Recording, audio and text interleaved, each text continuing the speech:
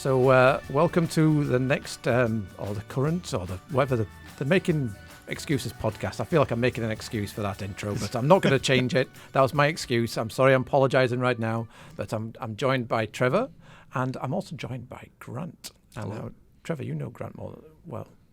Who is he? Who is he? Who is Grant Saunders? Yeah, Grant Saunders. Well, first of all, Grant, welcome to the show. Oh, thank you for having me. And let's see if you can be our new best favourite ever guest. Oh, I'll take that. You're the second one. But anyway. I'll take that. But I just want to say thank you because you've just driven all the way at the national speed limit. Of course. All the way from St Ives. Yes. And you set off at 7 o'clock this morning. 7:15 this morning to get up here for this. Back to the office for some officey stuff, then Bridlington, and then back down to St Ives tomorrow. So yeah. You have a fuel card or something? I could do with one. Yeah, I think you do need one. Yeah. No, thank you, honestly, because I know you're tired and everything like that. So this will probably make him more tired rather than waking him up. But now Alan was going to have us winding you up to have you on here as a guest today as the guest magician. He says you hate being called a magician. Yeah, do you know what? There's nothing wrong with magicians. They do an absolutely fantastic job. But a lot of magicians, some very famous ones as well, will use the premise of hypnosis or psychology and mind reading and NLP when the reality is they'll do a sleight of hand or a trick. Yeah. And so people get this weird misconception about what it really is, if you know what I mean. Yeah. And so what I kind of say is magicians do a great job at what they do. Yeah. But what they do is tricks. Yeah. What I do, that's magic. So there's an element of truth there. But yeah, so many hats. But today, as a guest, we're probably going to have Grant on quite a few times. We'll have to have you with different disguises and hats and things like that, you know, so it looks like we've got lots of different guests. But yeah, so tell us a little bit more about the hypnotherapy, because you do a lot of shows and other things.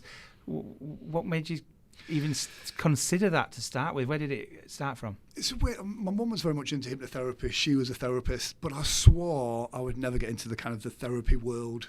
It was too woo-woo, and it wasn't for me. But in being around that from a young age, you kind of pick up some of the language patterns and some of the skill sets, and then I use that to go into business. And the same skills that make you a good hypnotist make you good at business as well. Yeah. So sales, negotiation, language patterns, body language, psychology, all of those things helped with that. And then when I came out of the business that I was in at that time, I thought, you know what, I'm actually going to go back to doing the therapy type of thing. I'd done a bit of hypnotherapy as well to help myself with some issues, just to kind of overcome some stuff. And I got back into the therapy and enjoyed it for a while. But I'll be honest, I got to a level where you kind of, it's a bit controversial to say this, I'll use being tired as an excuse. You get a little bit tired of larger women still wanting to eat chocolate and lose weight.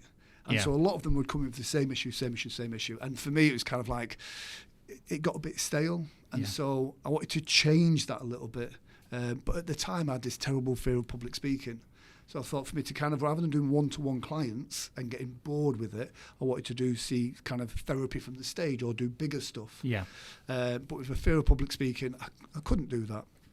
So I decided to organise a small show for a local charity. And I remember just before I went on stage, I was like, if I can have a heart attack now and die, I'll be happy. I don't have to go and do the show. And I'd pitched it all wrong. It was for NABD, which is the National Association for Bikers with a Disability. And I've walked into this biker pub in a grey pinstripe suit with a white footballer's tie. There was no way I fitted into that venue at all. Yeah. But it also helped because it's like the moment I walked in, everyone's gone, that's the hypnotist. And so that helped, but it also meant I couldn't run away and not do the show. Mm. The moment I started the show and the audience started to react, for me, that was it. I didn't want to be anywhere else. There's a magic when you're on stage. There's an energy exchange. And everything that could go wrong pretty much went wrong during that show as well. So like I said, it was for NABD, National Association for Bikers with a Disability. So the first part of my show is about getting compliance for people. So I'm like, right, everybody stand up where you are. And only a few people stood up. And then I realised, well, it's a bit of a faux pas considering NAB's main purpose is if you have a bike accident and you lose a limb, they'll sort out your prosthetic and re-engineer your bike. So most of the people in the audience were missing limbs. Ouch. Exactly. But my second routine that I do after trying to get everyone to stand up is to get everyone to put their arms out like so and imagine they've got... And again, I'm like, oh, dear me. So everything that could go wrong went wrong. But the moment when you do that first routine and you go, when I say this, you're going to do this. And it worked. And everybody in the room forgot all that stuff that had gone wrong. And it was just... I couldn't be anywhere else.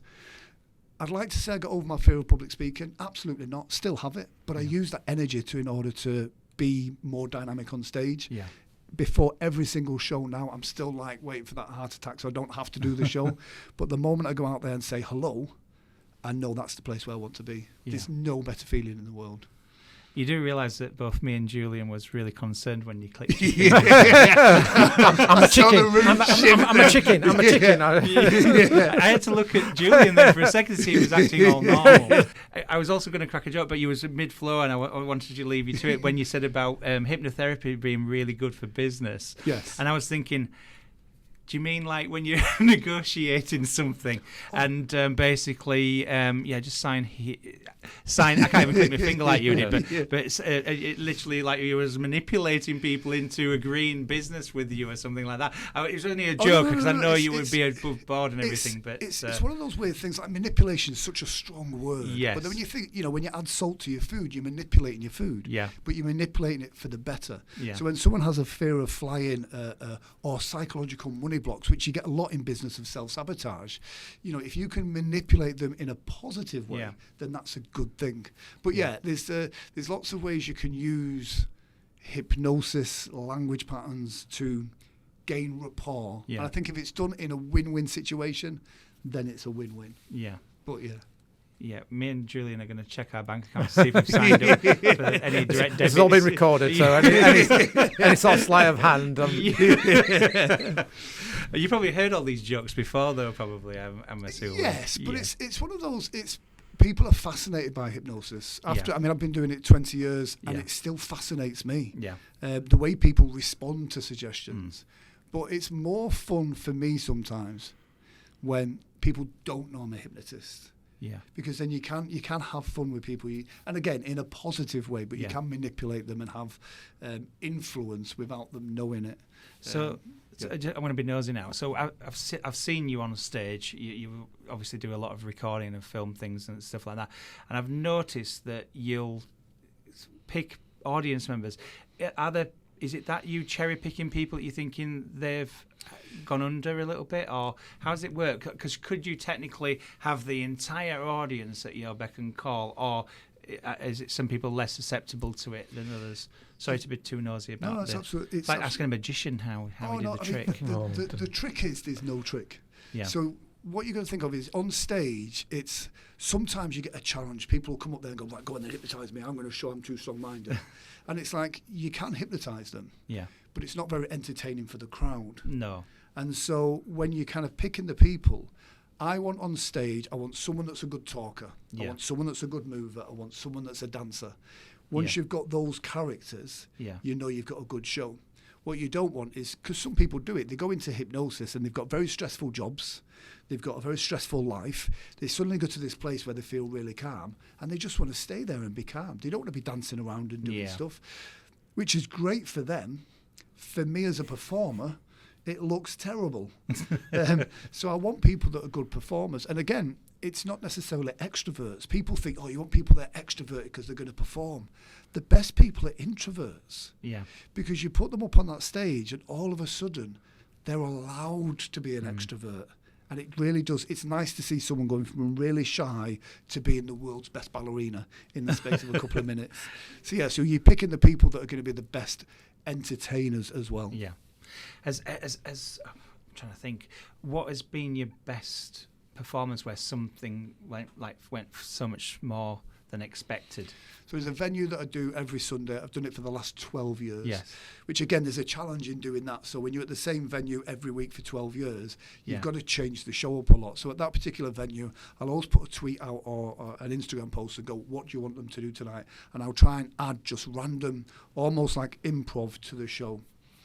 There was a lady in that show who normally I probably would have dismissed, but there was just something about her that I knew she was going to be magical. And by the second routine, she was in her own world. And so rather than carrying on with the script of the show, I literally told her that the guy next to her was Vin Diesel, and it was just funny to see her reaction with him throughout the whole show. About 3 or 4 times during that show, I was just cracking out laughing at just how, I wouldn't even say she was being forward with him or overtly kind of sexual in any way, but she was just like, she genuinely thought she was next to Vin Diesel, who was like her hero, and to see how she was really responding to that. And like I say, she was quite a larger, older, I mean really older lady with this young bald-headed guy next to her. She was in the zone. But for me, that's what I love, when I see when someone is just in a place where it's just, there is no cares or concerns. Does anybody, because I've never been under, you watch that, keep those fingers yourself. But does anybody ever have any memory of what's happened? So they actually remember and they swear blind they were sat next to, like you said, Vin Diesel. I always say to people, in the olden days of hypnosis, they put a load of mysticism around it. Yeah. And all hypnotists used to end the show with on the count of 3, you'll open your eyes, all suggestions are completely removed, and you'll have no memory. Your brain goes back to just before you join me up on stage. Yeah. And they kind of give them that amnesia as what's happened for the last hour. Because for them, in the old days, it made it feel more powerful that when people come on stage going, I don't remember it, I don't know what I did. The reality is I want them to remember it. Yeah. Because here's the thing, when you are hypnotised, you're not asleep, you're not unconscious. When you were hypnotised, it feels just like this. Yeah.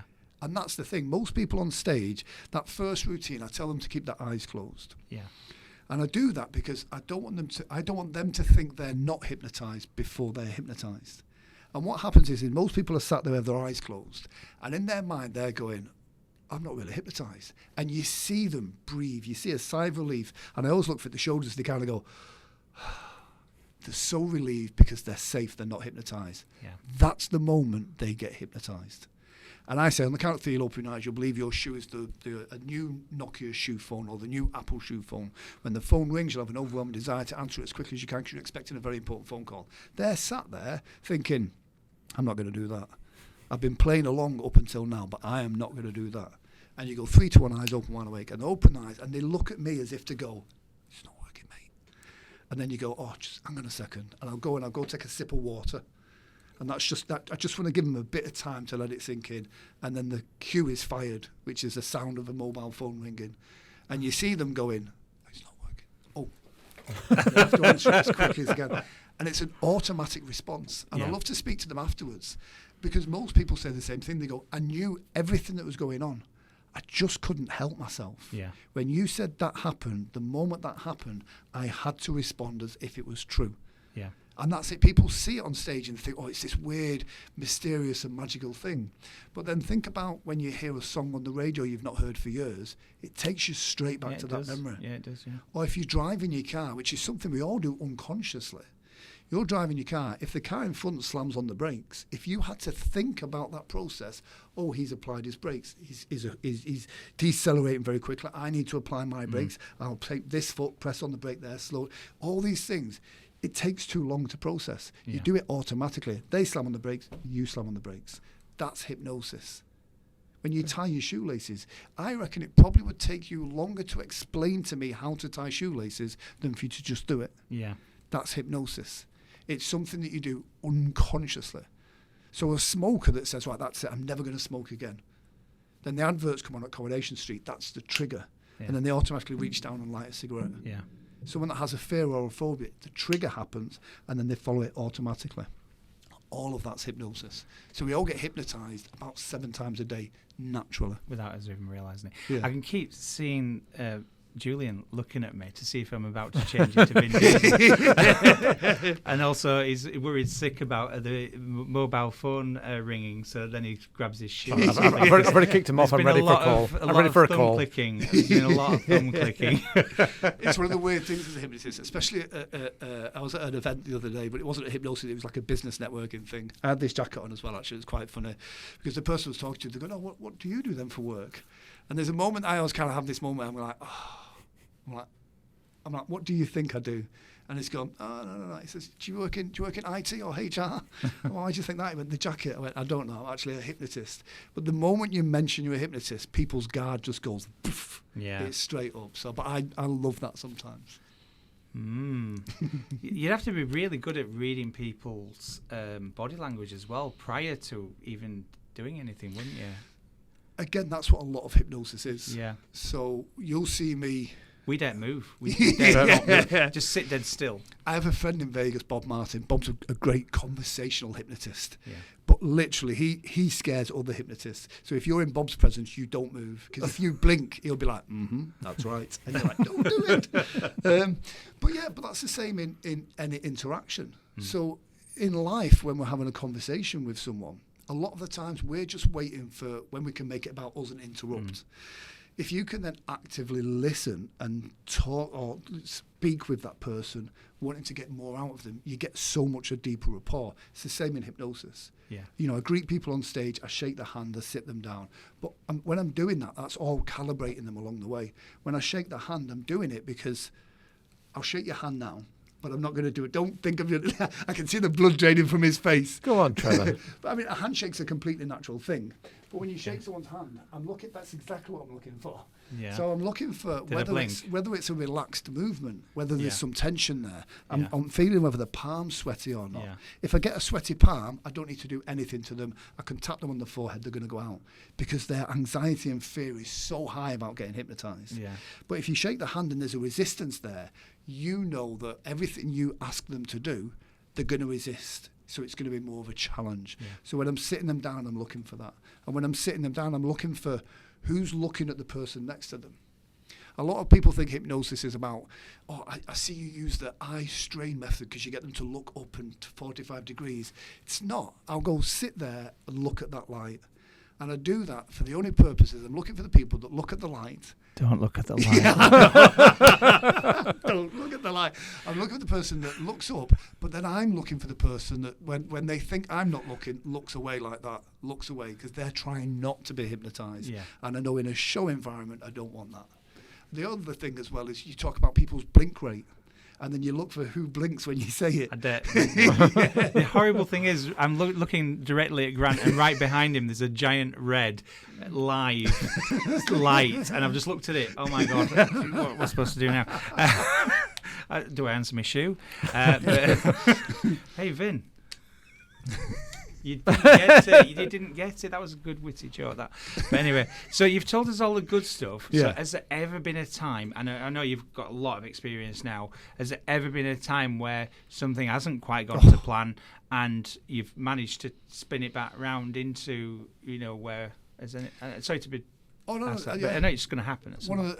It's weird, again, a lot of hypnotists used to kind of gloss over the bad stuff. That's where you learn. And I do a lot of shows, and because of that, I've learned a lot of lessons. Yeah. One of my most prestigious and most stressful jobs at the same time was the Queen did a shoot, or she does regular shoots up at Balmoral, and the Royal Scots Guards were the ones that did the beating for the shoot.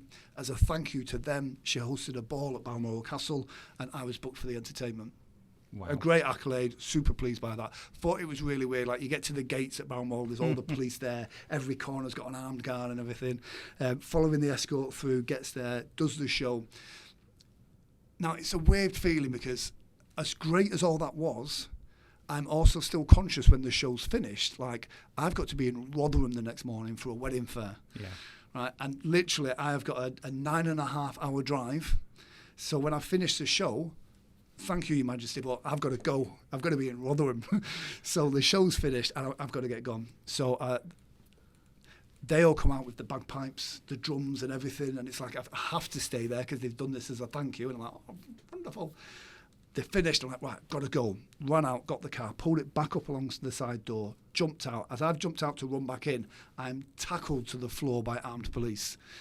Obviously, something you can't do when we're on like high terror alert is to literally pull your car up alongside in the inners of Balmoral Castle, and was pinned to the floor for about 20 minutes.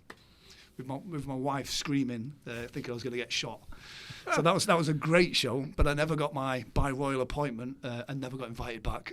Oh my God, that wasn't what I was expecting at all. I was going to crack a joke about the fact that he didn't actually get invited to the royal show, but he hypnotised all security and got his way through. But I did one of my most challenging shows was the first cruise contract I ever got. Cruise contracts are amazing, and so I'm super pleased. I've been booked. The ship's going from Hamburg up to the Norwegian fjords. Day 2 of the cruise director's come to me and gone, I'll be honest with you, I don't really like hypnotists, but you've been booked on, so we'll see how it goes. I'm like, brilliant. He says, do you speak any other languages? And I'm like, no, why? He went, it's the first time we've docked in Hamburg, and 80% of the passengers are retired Germans. And I'm like, all right. I went, I'll speak slowly then. So on cruises you get 2 shows, early show, late show. So first show starts, I'm doing the things, I'm getting them all the visual stuff, the pre-show stuff, all going down brilliantly. I thought, this is brilliant. Each person that's come on stage when I've asked for volunteers, every single person, sprechen Sie Deutsch, sprechen Sie Deutsch, sprechen Sie Deutsch. I'm like, no. So ladies come up and she's gone, I'll translate. I'm like, brilliant. She was the only one that went into hypnosis. Literally like 5 minutes into the show, she's out like a light, and they're just like looking at me like, when we can see what you're doing, that's great, but with our eyes closed, listening to you in a different language, no.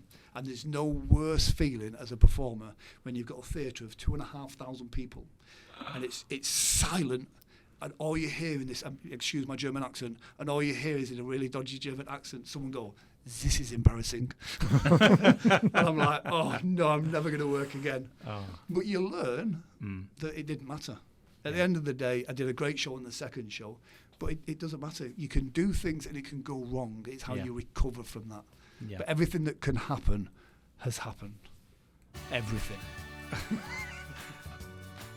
We should ask deeper questions in future if ever we have Grant back on. Yeah. But that's all we've got time for on this podcast. I'm sure we're going to come back for some more at some point.